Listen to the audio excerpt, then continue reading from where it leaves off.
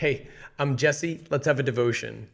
We're going to continue now what we did last week in Ezra chapter 10, beginning in verse 16.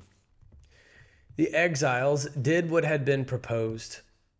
The priest Ezra selected men who were family heads, all identified by name, to represent their ancestral families. They convened on the first day of the 10th month to investigate the matter. And by the first day of the first month, they had dealt with all the men who had married foreign women. All right, so this is pretty impressive logistically to have gotten all of this done so quickly. Was really logistically quite a feat. They tried to do it all in one day at that initial assembly, and then it's delegated out to the local elders in given towns. This proposition that everything kind of be delegated out through the Jethro principle is evidently, it's accepted. The exiles did what had been proposed. There were some people who were in opposition seemingly to that process, possibly in opposition to such a drastic mass divorce in the name of repentance, but either way, the exiles had agreed to do what has been proposed. And so Ezra at the top delegates it out. He selects men who are family heads, all identified by name, to represent their ancestral families. Now, the timeline here indicates that this takes 3 months from beginning to end to carry out. So it's probably good that they didn't try to do it in one day. But yeah, look at this. By the first day of the first month, they had dealt with all the men who had married foreign women.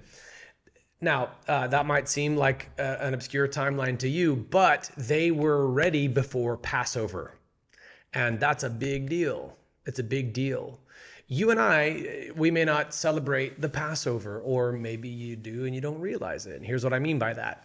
Passover meal was to commemorate the blood of the lamb that was smeared over the doorpost, whereby the angel of death, the wrath of God, would pass over the houses of the Israelites.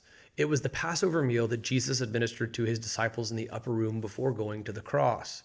And he told us to do this in remembrance of him, taking the elements of the Passover meal, the bread and the cup, saying, "This is my body, this is my blood."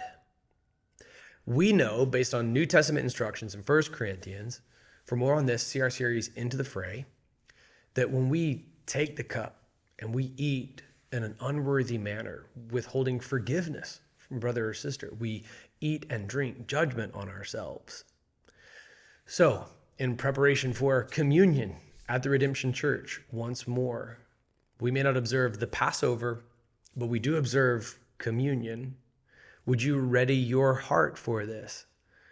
Consider how your personal repentance also blesses the people in your church.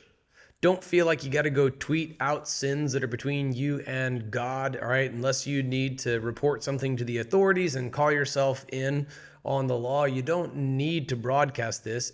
You can establish accountability and things like that. But man, consider how you are better equipped to go worship with your church family at the Redemption Church. You are ready for communion at the drop of a hat if you keep a short sin list.